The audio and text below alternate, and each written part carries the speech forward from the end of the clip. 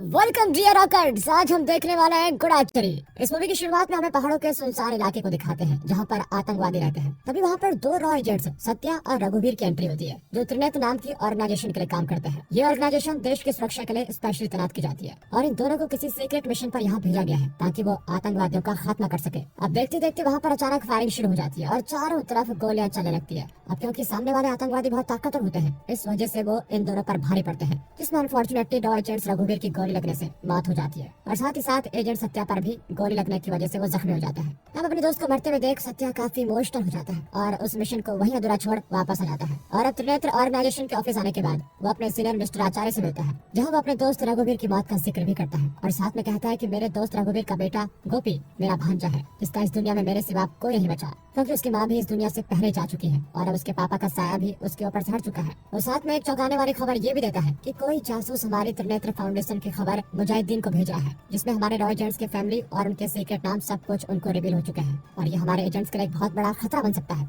ये सुनकर वहाँ मौजूद सभी लोगों के होश उड़ जाते हैं और मिस्टर आचार्य द्वारा एक इमरजेंसी ऑर्डर पास किया जाता है, जिसमें रॉ एजेंसी के सारे कामकाज बंद किए जाते हैं और उससे जुड़े हुए सबूत हमेशा हमेशा के लिए मिटा दिए जाते हैं। अब त्रिनेत्र छोड़ने के बाद सत्या गोपी को लेकर अपने गाँव आता है, क्योंकि अब वो एजेंसी से निकलकर एक आम आदमी की जिंदगी जीने लगता है, जिस वजह से वो गोपी को भी उसका पास्ट भूलने के लिए कहता है। अब गोपी की जिंदगी की नई शुरुआत होने वाली है, इसलिए उसका नाम गोपी से बदलकर अर्जुन रख दिया जाता है। इसके बाद बचपन से लेकर बड़ा होने तक सत्या ही अर्जुन की जिम्मेदारी उठाता है। वह इसी के साथ टाइम बीतता है और अर्जुन भी अब बड़ा हो चुका है और उसमें एक जिद कायम हो गई है। वो ये है कि वो भी अपने पापा के जैसे एक रॉ एजेंट बनना चाहता है और देश की सेवा करना चाहता है। लेकिन सत्या नहीं चाहता कि अर्जुन कभी भी त्रिनेत्र या रॉ जैसी ऑर्गेनाइजेशन में काम करे। इसकी वजह यह है कि जो कुछ भी अर्जुन के पिता रघुवीर के साथ हुआ, उसको सत्या फिर से अर्जुन के साथ नहीं होने देना चाहता। मगर इसके बावजूद भी अर्जुन बहुत बार अटेम्प्ट करता है और अब तक उसने लगभग 174 बार फॉर्म भर दिए हैं, लेकिन उसकी किस्मत खराब होती है और वो बार बार रिजेक्ट हो जाता है। इतनी नाकामी के बावजूद भी वो हार नहीं मानता और एक बार फिर कोशिश करने की सोचता है और दोबारा फॉर्म भरता है। मगर इस बार वो थोड़ा अलग सोचता है। वो अपने फादर्स नेम की जगह अपने असली पिता यानी रघुवीर का नाम डाल देता है, मगर इस बार भी कोई रिस्पॉन्स नहीं मिलता और उसका मूड ऑफ हो जाता है। अब एक दिन वो अपने दोस्त की बर्थडे पार्टी में जाता है। इसी दौरान वहाँ पर कुछ लड़के एक अनजान लड़की को छेड़ रहे होते हैं। फिर वो उसको बचाने जाता है, लेकिन वो उसे गाड़ी में बंद कर देते हैं। यहाँ आपको लग रहा होगा कि अब तो अर्जुन किडनैप हो गया, लेकिन ऐसा नहीं होता, क्योंकि जो लोग उसे अपने साथ गाड़ी में बंद करके ले गए हैं वो त्रिनेत्र के ही मेंबर्स होते हैं और जो लड़की वहाँ पर किडनैप होने जा रही थी वो भी उन लोगों का ही एक हिस्सा थी। एक्चुअली इन सब मेंबर्स को अर्जुन के बारे में सब पता होता है कि कैसे उसने इतने ज्यादा बार टेस्ट दे दिए हैं, सीबीआई, आरबीआई और इंडिया के तमाम रॉ एजेंट्स के एग्जाम दिए हैं। इसी वजह से उन लोगों ने अर्जुन को अपनी टीम में शामिल करने का डिसीजन लिया है।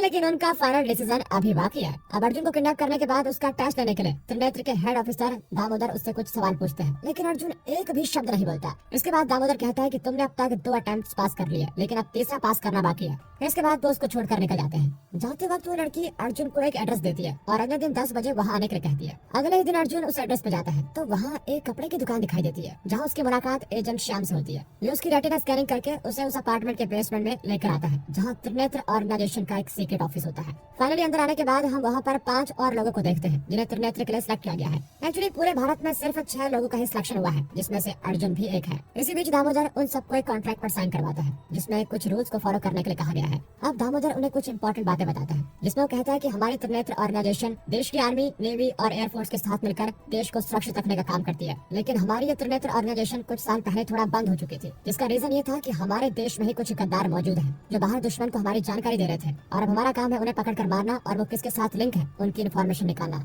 इसके बाद उनको ट्रेनिंग के बारे में बताया जाता है, जहाँ से अब उनकी 6 महीने की ट्रेनिंग चलेगी, जिसमें वो हैकिंग, शूटिंग, मार्शल आर्ट्स और हार्ट बीट कंट्रोल करना सीखेंगे। जिसमें कुछ दिन के बाद अर्जुन की ट्रेनिंग शुरू होती है, जिसमें उसकी सीनियर नादिया कुरैशी उसकी ट्रेनिंग करवाती है। अब एक दिन ट्रेनिंग करके जब अर्जुन घर लौटता है तो वहाँ वो एक लड़की समीरा से टकराता है, क्योंकि समीरा अभी अभी उसके सामने वाले घर में शिफ्ट हुई है। इसलिए समीरा अर्जुन को कॉफी के लिए इनवाइट भी करती है और अर्जुन भैया भी चले जाते हैं। कॉफी पीने के दौरान बात करते करते अर्जुन को पता चलता है कि समीरा एक डॉक्टर है। वह इसी के साथ हम आगे देखते हैं कि थोड़े दिन बाद अर्जुन का बर्थडे आता है। वैसे तो अर्जुन अपना बर्थडे नहीं मनाता, पर उसके बर्थडे के दिन समीरा उसके लिए केक लेकर आती है और वो दोनों इस मौके को थोड़ा सेलिब्रेट भी कर लेते हैं। देखते देखते वो दोनों बहुत टाइम एक दूसरे के साथ स्पेंड करते हैं। इनफैक्ट वो दोनों अब एक दूसरे को प्यार भी करने लगे हैं। इसी बीच अर्जुन समीरा को झूठ भी बोलता है कि मैं कपड़ों की दुकान में काम करता हूँ। इसलिए एक दिन समीरा अपने पापा के साथ कपड़े लेने उसी दुकान पर आती है, जहाँ अर्जुन की पोर खुलते खुलते बच जाती है, क्योंकि वो किसी तरह उस सिचुएशन को कंट्रोल कर लेता है। अब वो पूरा एरिया रॉ की निगरानी में है, इसलिए वहाँ के ऑफिशियल मेंबर्स समीरा की पूरी कुंडली निकाल लेते हैं, जिसमें उन्हें पता चलता है कि जो आदमी समीरा के साथ था वो उसके असली पिता है नहीं, क्योंकि समीरा का इस दुनिया में कोई है नहीं।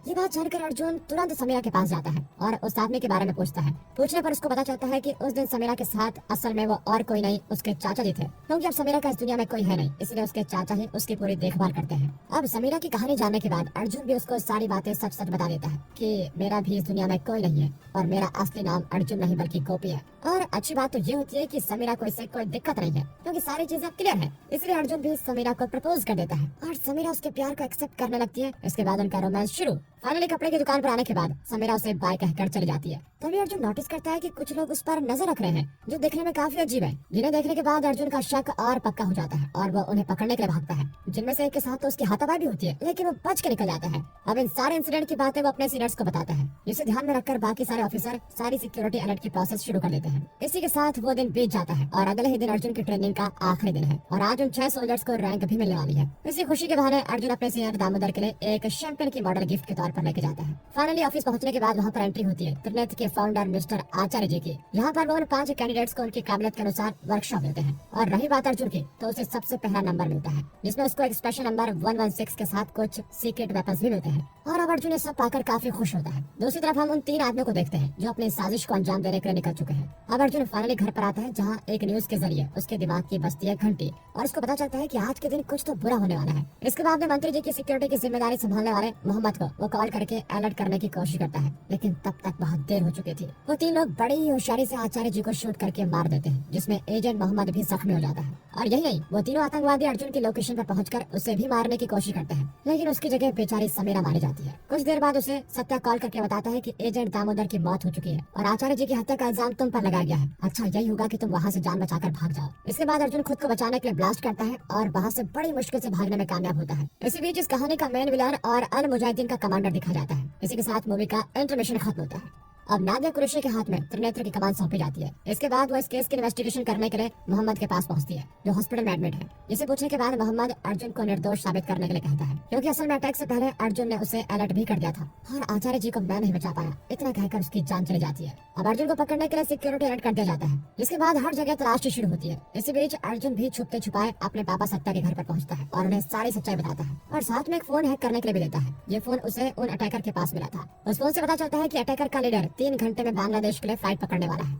इतना सुनते ही अर्जुन तुरंत एयरपोर्ट के लिए निकलता है। इसी बीच पुलिस को भी उसकी लोकेशन पता चल जाती है और वो उसे पकड़ने के लिए उसका पीछा करने लगते हैं। फाइनली एयरपोर्ट पहुंचने के बाद अर्जुन वेश बदलकर वहां एंटर करता है, जहां एक आदमी पर उसे शक होता है और ये वही आदमी है जो समीरा के साथ उसका अंकल बनकर कपड़े की दुकान में आया था। इसके बाद अर्जुन उसको दबोच लेता है और उसे बाथरूम में जाकर सारे राज उगलवाने की कोशिश करता है। वो पूछता है कि आखिर तुम समीरा के बारे में क्या जानते हो और समीरा तुम्हारी लगती क्या है सब बताओ। और वो कुछ बोले उससे पहले उसके मुंह से झाग निकलता है और देखते देखते वो मर जाता है। अब अर्जुन उस आदमी का सामान चेक करता है, जिसमें से उसे कुछ सबूत मिलते हैं और फिर इनको वो अपने पापा के साथ डिस्कस करता है। थोड़ी हैकिंग की प्रोसेस हो जाने के बाद अर्जुन को लगता है बहुत बड़ा झटका, जब उसको पता चलता है कि अब तक वो जिसे डॉक्टर समीरा समझ रहा था वो टेररिस्ट ऑर्गेनाइजेशन की एक मेंबर है, जिसने उसे प्यार के जाल में फंसाकर उसकी हर इन्फॉर्मेशन को आतंकवादियों तक पहुंचा दिया और अब तक जो भी हुआ उसमें उसी का हाथ था। और साथ ही उसको ये भी पता चलता है कि इस हादसे के तार बांग्लादेश से जुड़े हुए हैं। इसके लिए वो बांग्लादेश जाने को निकल जाता है, जहाँ उसकी दोस्त एजेंट लीना उसकी मदद करती है। इसके बाद वो हर आतंकवादियों को चुन चुन कर उनके ठिकानों पर जाकर मारता है। अब उन आतंकवादियों से लड़ते लड़ते लीना भी काफी जख्मी हो चुकी है, जिसकी वजह से अर्जुन उसे हॉस्पिटल में एडमिट करा के पास की दुकान में जाता है, जहाँ वो दुकानदार से डीवीडी मांगकर आतंकवादियों के घर से मिले हुए कुछ सबूत उसमें प्ले करता है, जहाँ उसे अल मुजाहिदीन के बारे में सब कुछ पता चलता है कि वो किस तरह मासूम लोगों को और छोटे बच्चों को जबरदस्ती आतंकवाद की ट्रेनिंग दे रहा है। इसी बीच उसकी नजर एक आदमी पर जाती है जो उस आतंकी संगठन का कमांडर है, लेकिन जैसे ही अर्जुन उसको देखता है उसे खुद की आंखों पर यकीन नहीं होता,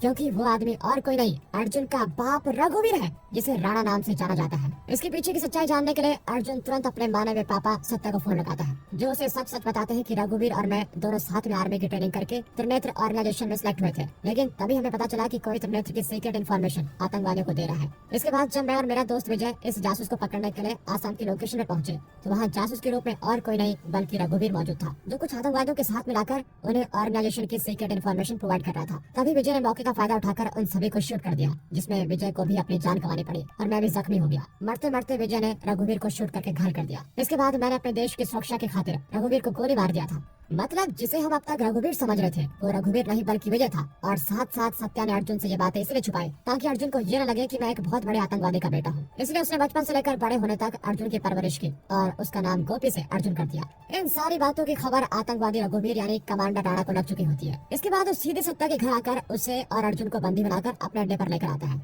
जहाँ वो एक्सप्लेन करता है कि मैंने किस तरह से समीरा की मदद से तुम्हें आचार्य के मर्डर के जाल में फंसाया और काम होने के बाद समीरा को भी मरवा दिया। फाइनली सत्या को किडनैप करके अर्जुन के सामने ला जाता है, जहाँ अर्जुन अपना दांव खेलते हुए रघुवीर से कहता है कि शायद अब तक तुमने मेरे प्लान को नहीं देखा। और यहाँ हमें पता चलता है कि अर्जुन ने ऑलरेडी सेटिंग लगाई हुई है, जिसमें उसने अपने चश्मे में एक कैमरा फिट किया है जो ये सारी फुटेज त्रिनेत्र के एजेंट्स को ट्रांसफर कर रहा है। अब इस मौके का फायदा उठाकर त्रिनेत्र के सोल्जर्स वहाँ पहुंच जाते हैं और सारे टेररिस्ट को एक एक करके शूट करने लगते हैं। इसी बीच होती है इस मूवी की सबसे खतरनाक एक्शन फाइट सीन, जहाँ अर्जुन सबको एक एक करके शूट करने लगता है और फाइनली रघुवीर यानी कमांडर राणा के पास पहुंच जाता है, पर वो अर्जुन को चकमा देकर सत्या को गाड़ी में लेकर भाग जाता है। लेकिन अब आखिरकार राणा सत्या को गन पॉइंट पर लेकर अर्जुन को अपने आतंकवादी संगठन में शामिल होने के लिए कहता है और उसके असली बाप होने का दावा करने लगता है। लेकिन अर्जुन देश की सेवा करने के लिए त्रिनेत्र ऑर्गेनाइजेशन में आया है और वो किसी को नहीं बख्शेगा, चाहे कोई भी हो। इसलिए वो बिना सोचे समझे अपने बाप को गोली मार देता है। हालांकि इसके बाद उसको काफी दुख भी होता है, लेकिन देश सबसे पहले है। खैर अब कुछ वक्त बीत जाने के बाद हमें पता चलता है इस कहानी का सबसे बड़ा जासूस कौन है, जो और कोई नहीं बल्कि त्रिनेत्र के ऑफिस में काम करने वाला श्याम है, जो अब तक सभी लोगों के सामने भोले बनने की एक्टिंग कर रहा था जब अर्जुन उसके घर जाकर उसकी पोल खोलने लगता है। और अब हमें पता चलता है कि एक्चुअली श्याम ने ही वो सारी सीक्रेट डॉक्यूमेंट्स मुजाहिदीन के टेररिस्ट कमांडर राणा को सप्लाई किए थे और समीरा को भी जहरीली शैंपेन उसी ने दी थी, जिसे पीकर सीनियर ऑफिसर दामोदर की जान चली गई। और यही नहीं, काम खत्म हो जाने के बाद उसने समीरा को भी शूट कर दिया था। जबकि देखा जाए तो समीरा की इसमें कोई गलती नहीं थी, वो तो बस टेररिस्ट द्वारा यूज की गई एक ऑब्जेक्ट थी।